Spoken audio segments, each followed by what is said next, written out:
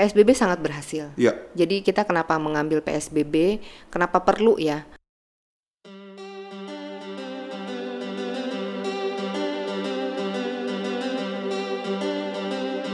Selamat datang di Podcast Outbreak. Saya Uci. Hari ini kita memasuki episode kedua dengan topik berdamai dengan COVID-19 dan dengan narasumber Dr. Maria Mubarika dari Kementerian Kesehatan. Selamat datang Dr. Maria. Terima kasih Mas Oci, selamat sore. Ya, selamat sore. Ya kebetulan kita recordednya ini sore ya. Mungkin teman-teman dengarnya kapan saja. Jadi kami dari LK2PK hari ini kembali di Podcast Outbreak dengan topik dengan berdamai dengan COVID-19 ya. Kita masuk ke beberapa bulan sejak kasus COVID yang awal. Hari ini kita banyak mendengar topik mengenai berdamai dengan COVID ya, di mana baik Presiden Jokowi sendiri sudah menyebutkan kita harus berdamai dengan COVID, dan dari WHO sendiri melalui Direktur Emergency Programnya Dr. Michael Ryan juga menyebutkan bahwa coronavirus may never go away. Dengan latar belakang ini tentu kita akan mencari tahu sebenarnya dari sudut pandang Kementerian Kesehatan yang hari ini diwakili oleh Dr. Maria Mubarika selaku staf khusus Kementerian Kesehatan, Dokter ya. Ya. Jadi pertama-tama kita pengen tahu sih bagaimana sebenarnya situasi COVID hari ini, Dokter, baik penanganannya baik di Indonesia maupun secara global. Ya, terima kasih Mas Oci. Jadi kalau kita membahas COVID, yang pertama-tama kita harus menyamakan persepsi dulu. Ya, bahwa COVID-19 ini yang di Indonesia outbreak-nya mulai diumumkan tanggal 2 Maret adalah infeksi emerging disease. Ya. Jadi infeksi yang baru ya. New emerging disease, maaf ya. Mulai pertama kali di Tiongkok sekitar bulan Desember 2019, kemudian menyebar. Memang masyarakat Indonesia pertama kali memahami COVID-19 ini dari berita-berita, dari sharing-sharing sosial media yang terjadi di China ya. Betul. Jadi pertama di Wuhan gitu. Dan ketika COVID-19 ini menyebar di seluruh dunia, maka WHO menetapkan bahwa ini sudah masuk fase pandemi. Betul. Itu hanya beberapa hari setelah masuk di Indonesia. Ya. Jadi karena ini infeksi baru, setiap negara itu sebenarnya learning by doing ya. Jadi mana sih penanganan yang terbaik? Itu sambil berjalan, sambil dipelajari, para saintis juga bekerja keras setiap hari untuk memecahkan misteri dari infeksi COVID-19 ini. Ya, karena pedoman dari Kemenkes sendiri itu selalu ada revisinya, Dok ya? Ya, benar. Karena Kemenkes mengacu juga kepada WHO. WHO sendiri dokumen-dokumen yang disebarkan terkait protokol dan lain-lain merupakan living dokumen. Artinya selalu hidup terus. Ada update ya, setiap saat. Mungkin kita ingat kasus masker. Ya. Waktu awal, kenapa WHO tidak mewajibkan masker? Ya, karena saat itu dipelajari bahwa penyebaran infeksinya melalui droplet yang berjarak 1,8 meter ya, betul. 1 sampai 2 meter gitu. Nah, physical distancing waktu itu dijadikan pedoman utama selain cuci tangan dan disinfeksi. Tetapi ternyata keberhasilan dari physical distancing itu rendah. Ya, karena rendah untuk supaya tujuan sampainya droplet dari orang satu dan orang lain itu terhambat, maka ditambahkanlah kewajiban untuk masker. Masker, betul ya. Jadi kita ingat juga memang kewajiban masker ini belakangan, Dok ya, di tengah-tengah pada saat terjadi pandemi baru wajib masker. Wajib masker karena nah itu bukan saja karena kita lebih memahami masalah perubahan karakteristik virusnya. Kebetulan sih untuk masalah droplet ini nggak banyak berubah, tapi yang berubah adalah pemahaman kita terhadap kepatuhan masyarakat menjalani aturan. Ya, Karena dia gagal pakai masker, dia gagal physical distancing, maka diwajibkanlah masker. Ya, ya. Masker itu artinya melockdown hidung dan mulut supaya droplet itu tidak keluar. Ya, melockdown area mulut dan hidung ya. Ya, jadi kan penularan cuma 2. Yang satu secara langsung, yaitu dari orang ke orang ketika berbicara, dia batuk, dia bersin, makanya harus di lockdown dengan masker. Atau kedua, ketika dia bicara atau bersin, dia menempel di permukaan-permukaan, surface. Itu secara tidak langsung. Sebenarnya cuma 2 itu prinsip. Kalau kita memegang prinsip itu, kita juga bisa.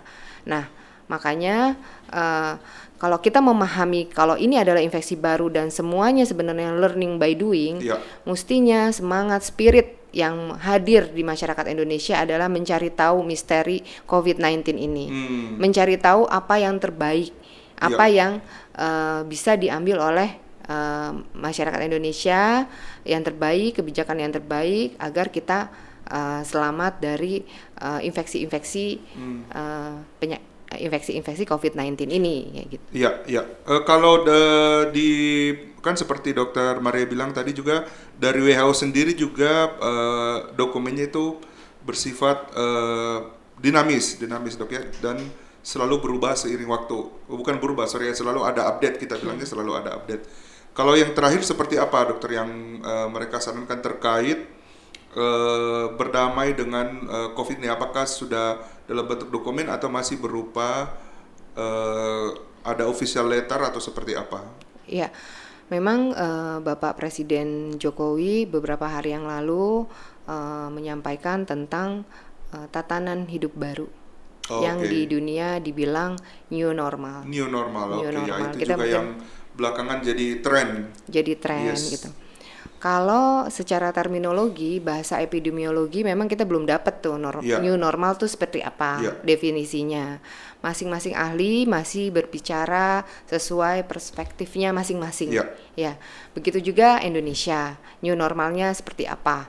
Saya rasa ini juga jadi sesuatu yang menarik ya. Jadi new normal Indonesia ini yang terbaik seperti apa? Betul. Kayak gitu. Kita juga menyesuaikan. Memang ketika infeksi ini menyebar, waktu itu kabar gembira sekali di Cina itu infeksinya sudah berkurang banyak drastis. Betul. Sampai kasusnya sedikit sekali dan dinyatakan bahwa China itu sudah berakhirlah infeksi itu. Ya. Kemudian muncul lagi di berbagai muncul lagi itu maksudnya kasusnya kasus baru ada lagi. Kasus lagi baru atau baru, ada reinfeksi juga Dok yang kita baca ya. Kasus baru sebenarnya. Kasus baru sama sekali. Yang reinfeksi malah belum terkonfirmasi ya. Reinfeksi belum terkonfirmasi. Jadi yang didapati itu reinfeksi itu adalah artefak dari virus itu sendiri yang masih ada gitu. Sebenarnya tidak hilang sama sekali ya. Ya, jadi dia tidak aktif tapi malah masih terambil. Reinfeksi padahal sebenarnya dia. Ya, itulah makanya berkembang kan. Jadi riset-riset itu berkembang. Makanya disebut Dokter Maria tadi saya ingat 2 kali menyebutkan COVID ini berupa misteri. Yang dimana kalau di sains kita jarang atau malah tidak dealing dengan misteri sebenarnya kan ya, karena kan sains kita tahu harus ada bukti, ada yang pasti begitu. Tapi dengan sifat COVID-19 ini yang new emerging, jadi tentu masih banyak sekali yang kita pelajari hal-hal baru ya Dok. Iya betul, itu adalah tantangan. Misteri itu adalah tantangan sebuah hipotesis yang harus dipecahkan. Jadi sebenarnya apa yang terjadi? Ada apa dengan COVID dan kita mesti apa? Itu adalah pertanyaan yang mesti kita jawab semua gitu. Dan dunia ini juga menjawab karena semua negara menghadapi ancaman besar ini. Iya. Kan seperti yang Dokter Maria bilang tadi, awal mula COVID ini kan adanya di China Dok, dan seperti yang kita sudah sama tahu juga, kita baca dan kita dengar melalui berita, pelonggaran atau intervensi yang dipilih kan semuanya sama, lockdown atau physical distancing atau social distancing yang belakangan juga berubah ya, dari physical distancing menjadi social distancing.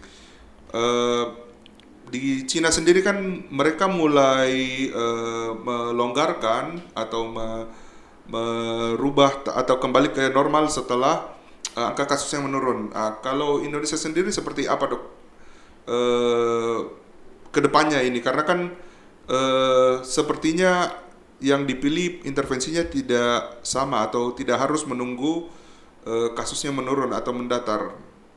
Ya, jadi begini, memang kita punya undang-undang karantina kesehatan, ya. Asal mulai dari itu. Sebenarnya belum lama ya, sebelum COVID ini muncul 2018 kita udah mengeluarkan undang-undang karantina kesehatan. Ya karena kita negara hukum ya, jadi ada regulasi terkait juga tata laksana dan implementasi di lapangan.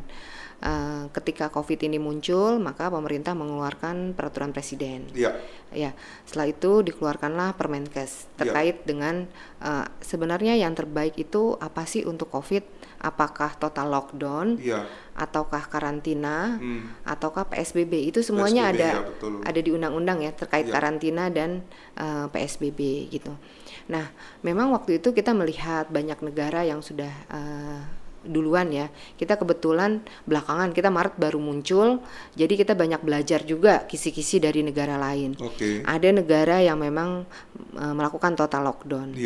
Ada negara juga yang tidak melakukan pembatasan yang total ya, parsial hanya beberapa saja yang memang dibatasi seperti pertemuan-pertemuan yang sifatnya banyak, kemudian juga acara-acara yang tidak perlu kayak diskotik, bar dan lain-lain semua ditutup, terus pembatasan penerbangan.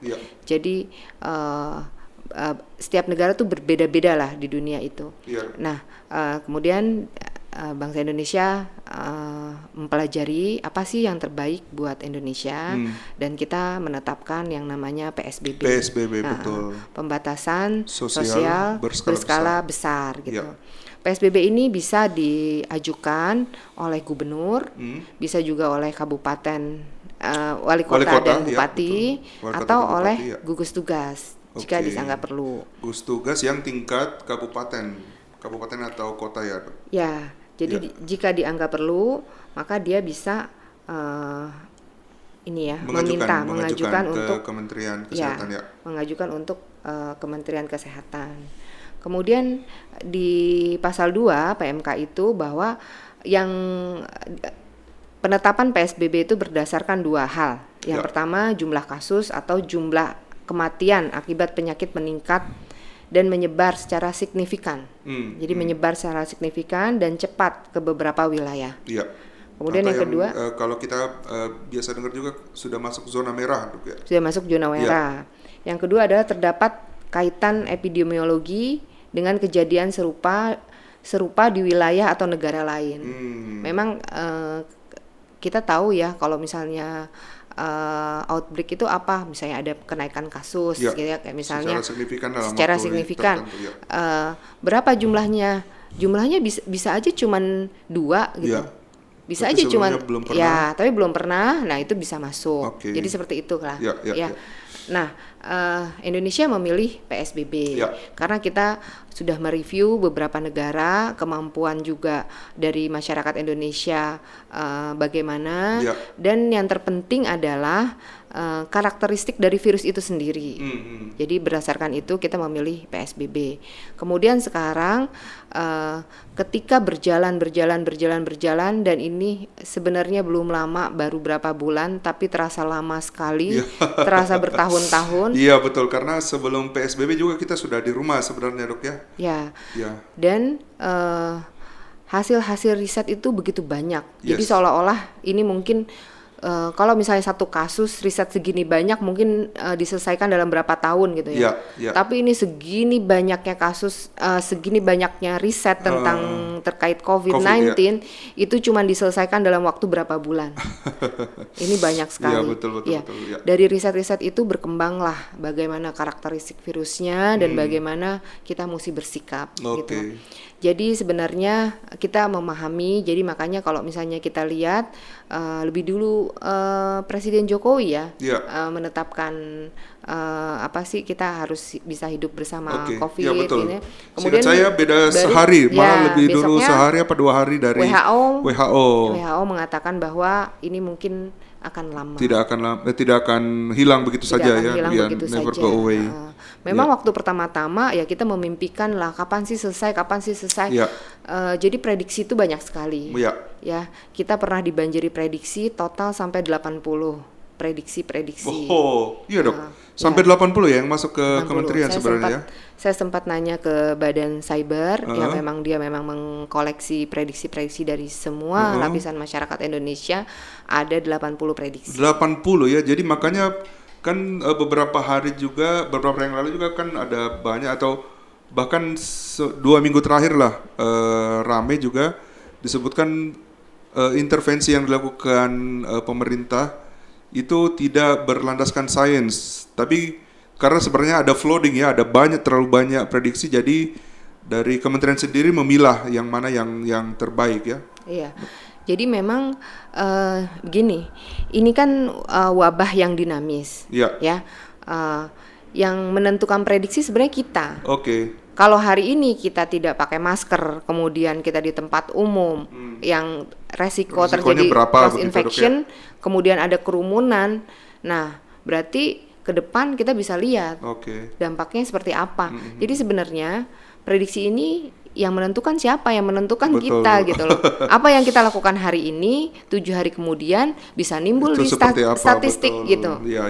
Nah, memang jadi nggak mudah. Kemudian pemerintah ngapain sih gitu? Kok nggak ada prediksinya dari pemerintah yang resmi? Ya, pemerintah itu merencanakan, menghitung dan mempersiapkan segala macam kemungkinan yang ada. Ya, pasti. Ya, pemerintah juga sebenarnya melakukan prediksi-prediksi terhadap kebutuhan logistik medis dan logistik non medis. Itu selalu diupdate detail ya, hari per hari untuk mengatasi masalah COVID ini di seluruh lapisan masyarakat Indonesia. Sebenarnya pemerintah melakukan itu juga, tapi udah langsung ke masalah teknis gitu. Karena kita lihat juga karakteristik virusnya, itu yang menentukan adalah kita sendiri.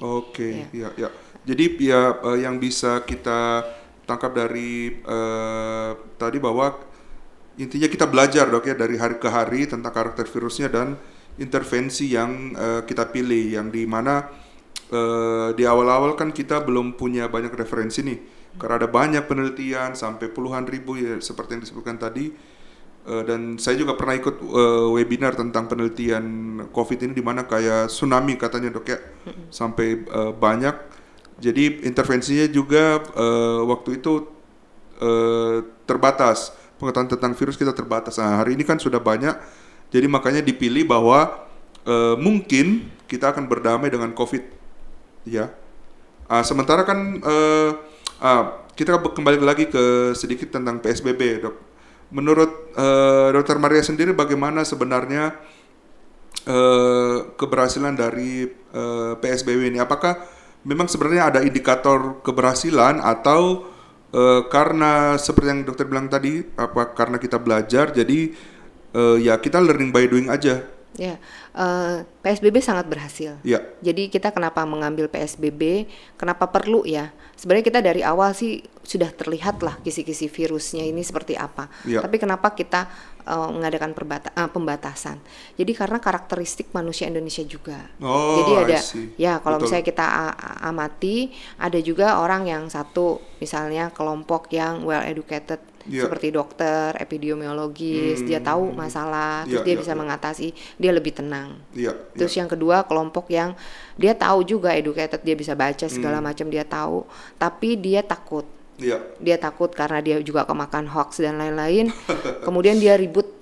Ya, dia paling rajin tuh, cuci tangan paling rajin, biasanya disinfeksinya pakai masker dan lain-lain, disuruh stay at home gitu. Tapi memang dia ribut terus, ya di sosial media terutama. Ada kelompok ketiga yang karena kehidupannya sebenarnya dia tahu dia harus stay at home, dia harus menyelamatkan dirinya, tapi dia harus tetap keluar rumah. Dia karena tidak ada pilihan. Nggak ada pilihan, dia harus ngojek. Saya misalnya, juga, kalau nggak ngojek anak istrinya nggak makan, dia harus ke pasar jualan, dia harus bekerja, dia dokter dan perawat yang harus berjuang juga, nggak ada pilihan, kalau nggak siapa yang jaga nanti pasien-pasien yang meninggal dan itu. Dan yang terbanyak adalah yang keempat adalah orang-orang yang ignore. Oke. Ya, dia bodo amat, mau ada COVID nggak ada COVID. Kalau kita belajar statistik, dia kurva yang kiri bawah. Tidak tahu dan tidak peduli. Itu juga membentuk klaster-klaster. Mungkin kita tahu klaster-klaster yang pertama itu acara-acara keagamaan yang memang udah dilarang, tetap aja itu terjadi ya. Iya betul. Sampai hari ini juga kan masih terjadi yang klaster Tambora yang tetap terawih. Kemudian kejadian yang di Sidoarjo sudah tahu pasiennya meninggal karena COVID, tapi malah di tata laksana dibuka dan seterusnya, Dok ya. Ya. Berarti jadi ada masyarakat yang ignore. Jadi kenapa ada PSBB? Betul. Sebenarnya PSBB itu mendidik. Jadi memang bukan hitam putih begitu, kalau salah dihukum, kalau tidak. Jadi untuk mendidik. Jadi menyadarkan bahwa hey, kita sekarang lagi di alam yang berbeda. Yes. Pelajarilah, jagalah baik-baik gitu. Ya. Karena memang virus ini menyebar hanya dengan interaksi. Kalau tidak ada interaksi, misalnya menjauh, minimal interaksi, ya dia tidak bisa pindah dari satu rumah ke rumah lain. Kalau nggak ada orang dari rumah itu dan orang dari rumah sebelah itu yang bertemu. Ya, betul. Atau orang dari rumah A datang ke rumah B, meninggalkan droplet di rumah B, gitu. Makanya kenapa ada PSBB, untuk mendidik semuanya. Dan bencana ini bisa selesai hanya dengan persatuan. Jadi kita tahu banyak teman-teman kita yang stay at home sangat tertib dan sangat nurut, berminggu-minggu stay at home di rumah, sampai rambutnya gondrong, sampai bahkan ke tukang cukur nggak mau gitu. Kemudian sebagian orang berkumpul di Tanah Abang misalnya kemarin, yang potret kemarin lah, pasar ya itu kan namanya nggak kompak tuh, nggak bersatu. Nah, jadi masalah yang besar ini penyelesaiannya itu sebenarnya di hulu harus dengan persatuan. Jadi makanya ada PSBB, pembatasan untuk mengurangi resiko-resiko cross infection dan juga untuk menyadarkan masyarakat kita di alam ini. Tujuannya seperti itu. Dan ketika berjalan, contohnya Jakarta, waktu itu grafiknya memang naik turun, fluktuatif. Ketika PSBB itu flat. Tapi flatnya lama, Mas. Flatnya itu lebih dari 4 minggu. Jadi kalau misalnya penyakit menular, maksudnya kan katanya eksponensial. Katanya meningkat atau menurun. Ini flat lama. Flat dalam waktu 4 minggu sekitar 100-an. Jadi nggak ada perubahan yang bermakna. Ya ini mungkin penyebabnya masih ada yang nggak kompak, masih tidak ada persatuan. Makanya nggak bisa mengatasi masalah ini tuh bukan main-main, mesti ada persatuan. Persatuan inilah yang pemerintah coba sadarkan di masyarakat, digabung dengan protokol-protokol kesehatan. Sebenarnya menyadarkan masyarakat supaya kita tahu kenapa dibatasi loh. Kok saya lewat sini di pinpoint, ada COVID. Oh, COVID itu serius ya, mungkin gitu ya. Tadinya bahkan sebelum ada penjagaan itu mungkin ini penyakit apa sih, ya nggak ada apa-apa. Ya, dengan PSBB itu selain dari memang kita butuh pembatasan-pembatasan itu untuk menghindari cross infection sesuai dengan karakteristik virusnya. Pemerintah juga ingin masyarakatnya kompak. Nah, sekarang bagaimana informasi-informasi tentang pelonggaran atau pengurangan tentang PSBB?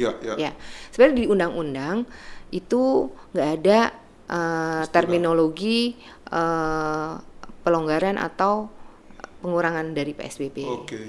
Yang ada misalnya waktu berlaku sampai kapan. Jika tidak ada perubahan bisa ditambah harinya, waktunya. Misalnya kayak Jakarta. Sekarang saya nggak tahu udah siklus keberapa nih Jakarta 22, nih. Kalau nggak salah 22 Mei yang kedua. Itu siklus karena yang kedua. Yang kedua langsung sebulan. Yang kedua langsung sebulan. Berarti dari 2 minggu sebulan. 2 minggu kan beberapa daerah itu 2 minggu. Jadi berarti, perpanjangan sampai 3 kali kayak Bogor. Berarti 3 kali karena 2 minggu. Jadi yang ada tuh seperti itu. Jadi yang ada sebenarnya nggak ada istilah pelonggaran PSBB, adanya habis masa berlaku PSBB. Habis masa berlaku. Sekarang dari 6 minggu ini di Jakarta ada perubahan signifikan nggak? Ke arah perbaikan. Memang kan masih flat-flat aja. Tetapi ada perubahan yang signifikan. Satu, layanan kesehatan dan terapi itu lebih siap. Lebih siap. Jadi nggak hanya dilihat dari kasus, tapi dilihat juga dari angka kematian. I see. Kita tahu bahwa kita sudah mulai dengan terapi plasma.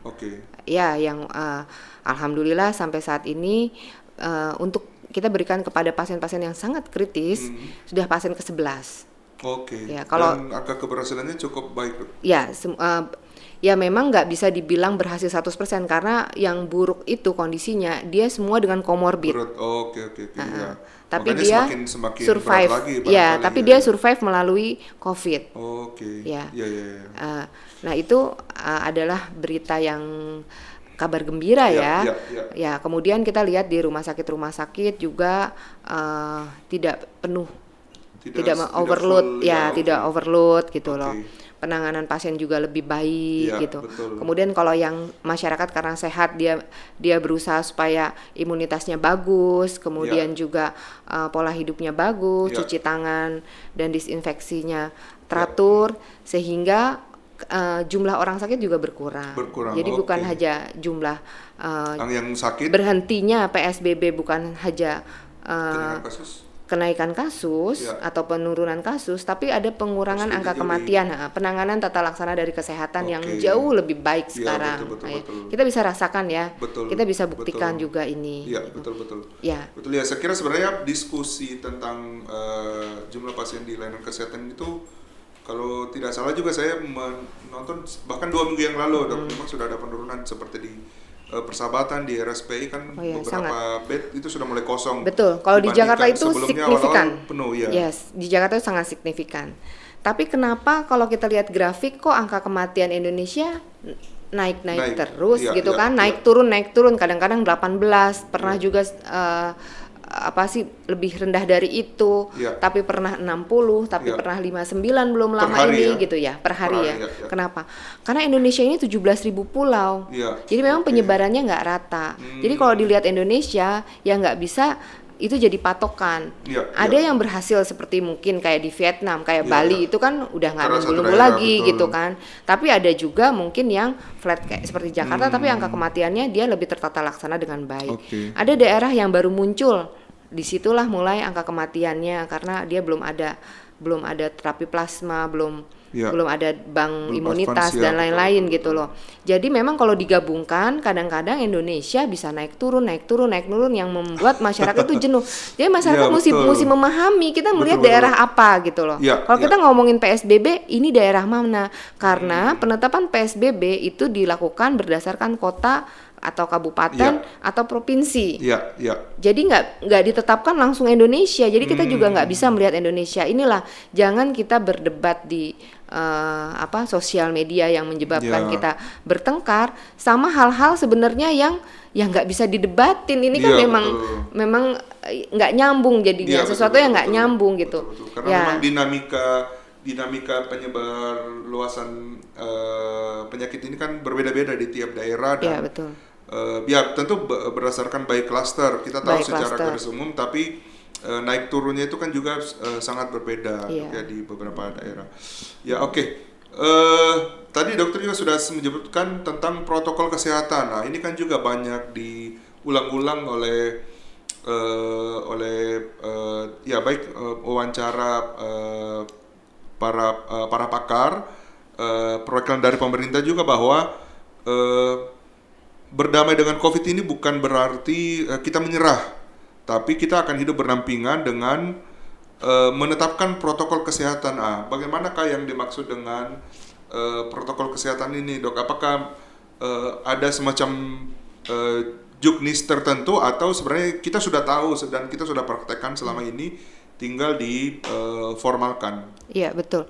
Jadi protokol kesehatan itu ada yang secara individu.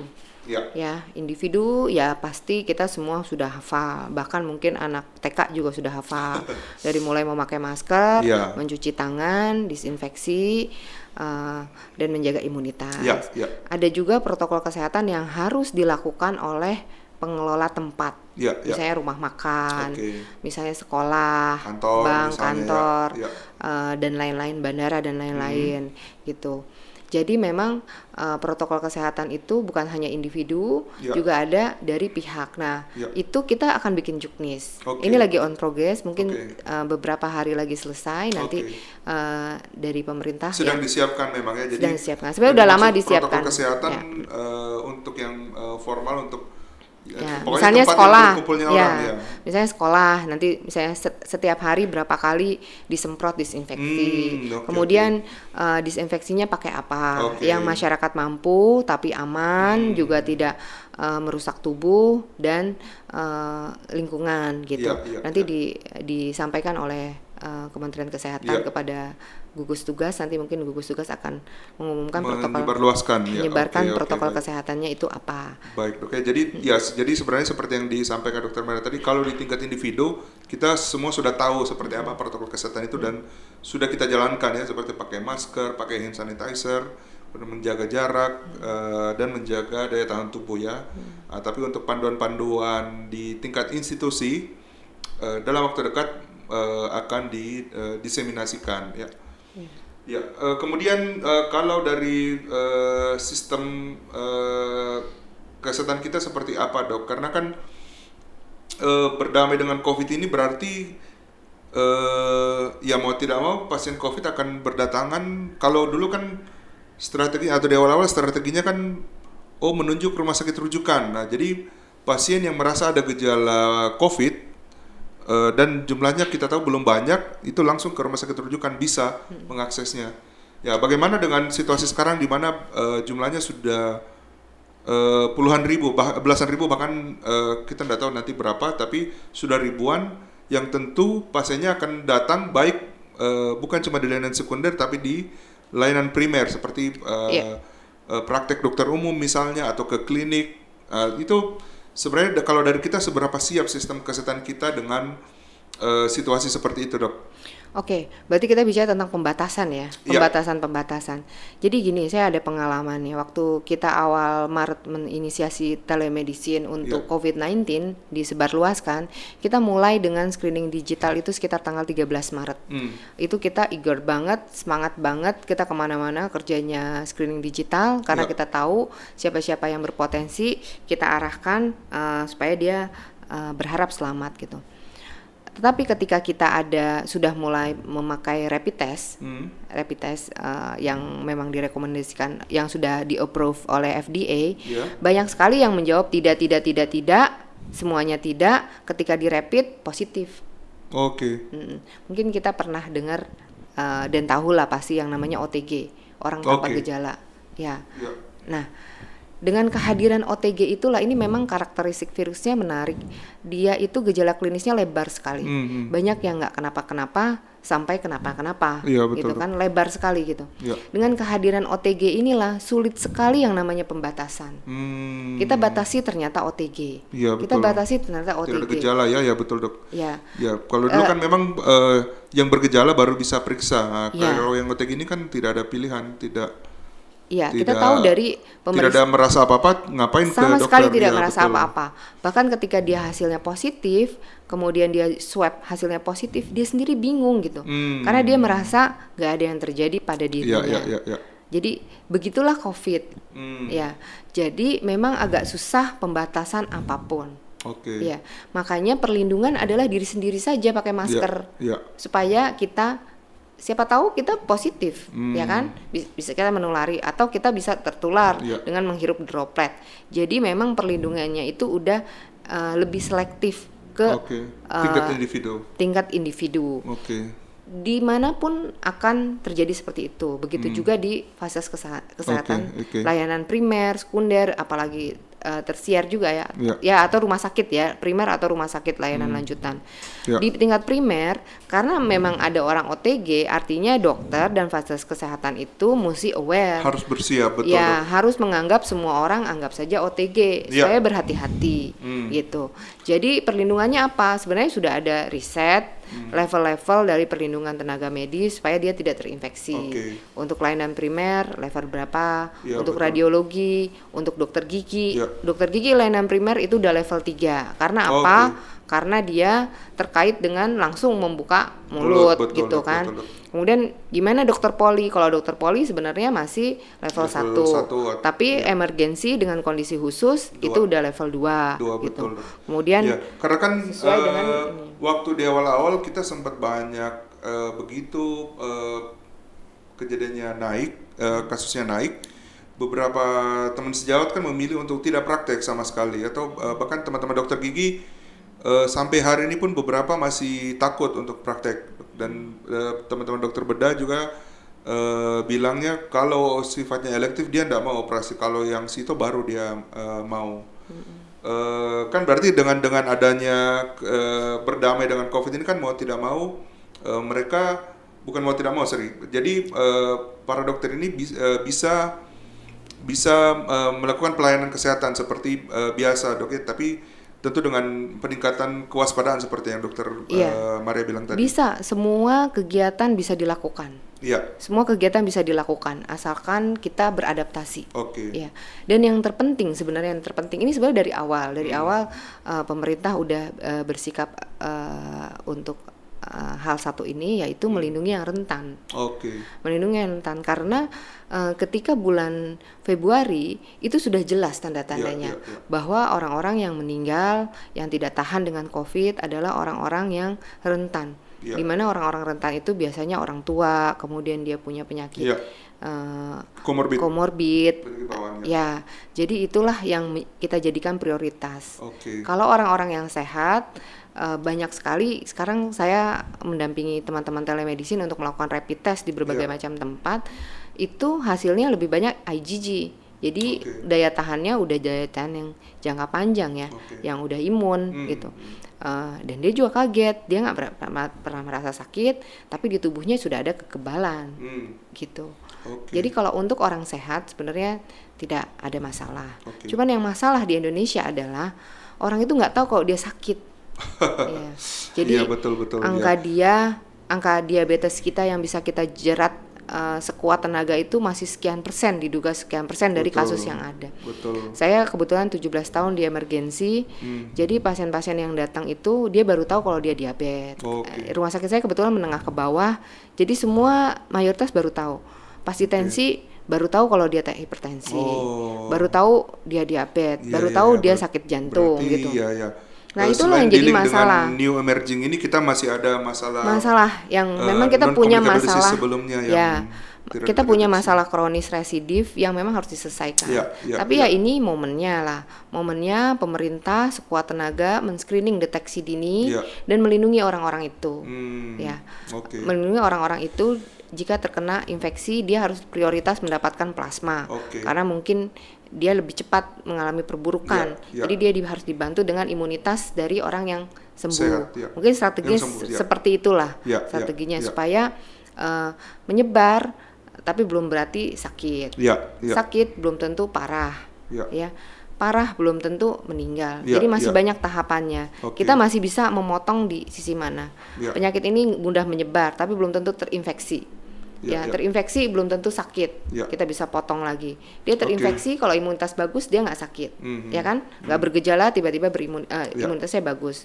Kemudian sakit kalau dia langsung diterapi atau dia menjaga imunitasnya juga sebenarnya bisa sembuh sendiri. Belum tentu parah.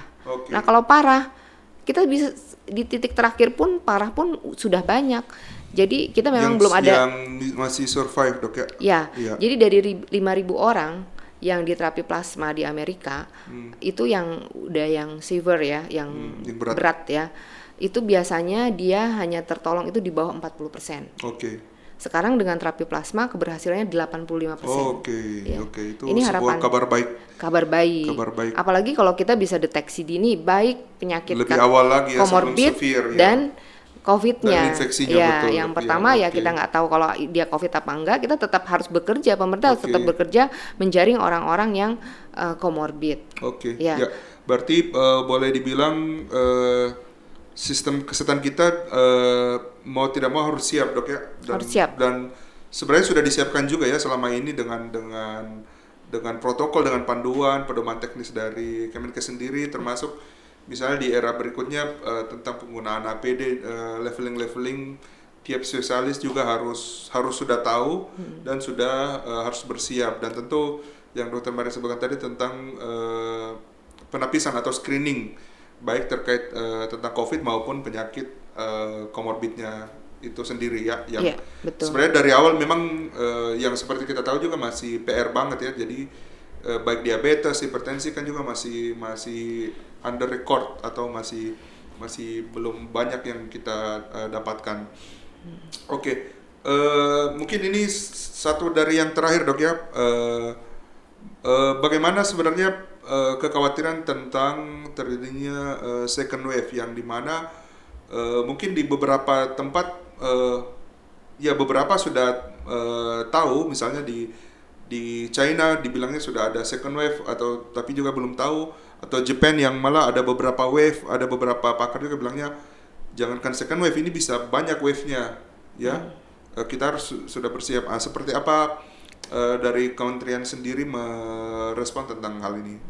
Iya, memang kalau dari kementerian sih belum ada statement resmi ya masalah second wave di Indonesia. Yeah. Kalau kita lihat dari berbagai dunia, memang yang melakukan lockdown kemudian berhasil seperti China gitu kan, Korea Selatan gitu, dia udah dianggap bersih gitu ya. Kemudian ada lagi, itulah yang dia bilang second wave. Tapi untuk beberapa negara seperti Swedia, sebenarnya pembatasannya hanya pembatasan penerbangan. Ya Taiwan juga ya, pembatasan penerbangan dan kumpul-kumpul yang tidak perlu. Kemudian juga beberapa kegiatan-kegiatan yang dianggap tidak usah dilakukan, tidak dilakukan. Tapi dia masih sekolah, dia masih bekerja dan lain-lain itu, dia nggak merasa ada second wave. Karena dia dari awal udah new normal sebenarnya. Kalau dari awal udah new normal ya dia nggak membicarakan masalah second wave. Dia anggap memang apakah ada second wave? Ya dia berjalan seperti itu aja gitu. Jadi memang nggak naik turun karena itu. Memang waktu pembatasan ketat di setiap negara itu memang spiritnya adalah karena melindungi yang rentan, supaya dia dapat rumah sakit. Ketika kasusnya membludak pada masa yang sama, penyebaran tidurnya enggak cukup. Ya, dan akhirnya banyak pasien-pasien yang tidak tertolong meninggal. Kayak misalnya di UGD, mestinya pasien gawat darurat sekali datang full UGD 10 orang, tapi yang datang 30 orang. Pasti perhatian dokter dan perawat dan lain-lainnya kan. Dulu. Ya, akhirnya ada yang kurang maksimal lah. Betul. Overload ini dampaknya juga nggak main-main. Lebih besar, Makanya kita dibatasi dengan PSBB dan lain-lain, dengan pembatasan yang ketat agar penyebarannya itu nggak langsung eksponensial. Jadi fasilitas kesehatan kita cukup untuk menangani pasien-pasien itu. Sebenarnya sih utamanya seperti itu. Kita juga belum bisa menyimpulkan apakah sebenarnya ada nggak sih second wave gitu. Itu masih memang statement dari berbagai negara yang ngerasain adanya second wave ketika dia berhasil gitu loh. Tapi saya kemarin dengar dari seorang saintis di Swedia, dia mengatakan bahwa ada second wave buat dia karena memang dari awal karena dia udah new beradaptasi, normal, sudah beradaptasi baik. Kita sebenarnya punya imunitas, virus, bakteri, dari mulai kita dilahirkan kita nggak punya imunitas. Kemudian kita bayi itu kan menggigit tangannya, kakinya, banyak terkena virus bakteri, IgG, IgM membentuk imunitas sehingga lama-lama kuat. Ya memang proses manusia kan seperti itu kan. Saya rasa juga kita akan berkembang ya. Jadi sudah banyak orang-orang yang nggak merasakan apa-apa, IgG-nya positif. Atau dia merasakan flu, sakit ringan, IgG-nya positif. Jadi kita berharap dengan perubahan imunitas, yang utama adalah pemerintah bagaimana secepat mungkin bisa melindungi yang rentan supaya dia selamat gitu ya. Begitu barangkali diskusi hari ini dokter, terima kasih banyak atas kesempatannya. Mungkin ada closing statement dari Dr. Maria terkait bagaimana sebenarnya kita harus mempersiapkan hidup berdamai dengan COVID-19 di masa yang akan datang. Silakan dok. Iya, saya berharap untuk masyarakat Indonesia tetap menjalankan protokol kesehatan, pakai masker, cuci tangan, disinfeksi, physical distancing, dan menjaga imunitas agar semua masyarakat selamat. Dan untuk orang-orang yang rentan, rajin kontrol ke dokter supaya penyakitnya terkontrol dengan baik. Dan ketika mempunyai masalah-masalah kesehatan, segera berobat agar secepat mungkin masalah-masalah itu bisa diatasi dengan baik gitu. Tidak masuk ke fase yang kritis. Biasanya pasien-pasien yang tidak tertolong adalah yang telat juga datangnya. Ya. Jadi masalah penanganan cepat itu menjadi kunci gitu. Ke depan kita harus bisa menghadapi perubahan yang banyak ya, karena masalah menjadi kompleks dan perubahan itu cepat sekali. Kita harus beradaptasi di era pandemi ini. Berharap ini banyak berubah. Kita juga berharap virusnya bermutasi lebih friendly dan lebih baik lagi.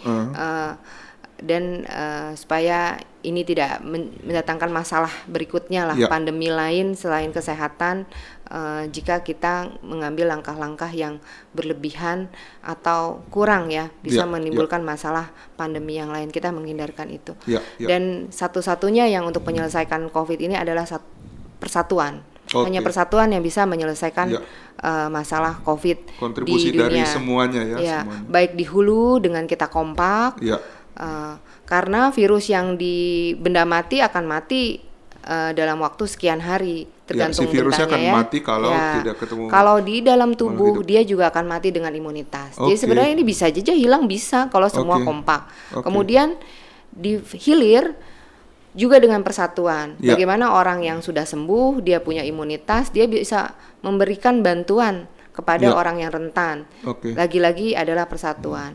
Mungkin wabah kemanusiaan ini mengajarkan kita untuk selesailah dengan semua perbedaan. Mulailah hidup dengan bersatu, saling mendukung dan saling bersinergis untuk dunia yang lebih baik lagi. Oke. Itu closing statement yang sangat menarik dari Dr. Maria Mubarika ya. Jadi berdamai dengan COVID ini bukan berarti kita menyerah dengan keadaan ya, tapi bagaimana kita menyesuaikan atau menghadapi perubahan hidup yang dimana sebenarnya sebelumnya kita juga hari ini adalah bukan hari kemarin yang sama ya. Jadi tentu ada kebiasaan-kebiasaan, ada perubahan-perubahan yang akan kita jalankan ke depannya, dan tentu ini bukan kebiasaan yang jelek ya, karena memakai masker, kemudian menjaga jarak, mencuci tangan pakai sabun atau dengan hand sanitizer, kemudian menjaga imunitas itu sebenarnya sudah ada dalam campaign sehari-hari kita, di mana pola hidup bersih dan sehat itu merupakan salah satu kunci untuk bisa kita survive di kemudian hari, apalagi di masa pandemi seperti ini. Ya tidak ada cara lain selain menjalankan protokol kesehatan tersebut ya. Jadi terima kasih Dr. Maria atas waktunya. Ya, terima kasih. Semoga kita bisa ketemu di kesempatan yang lain, dan salam sehat. Salam sehat.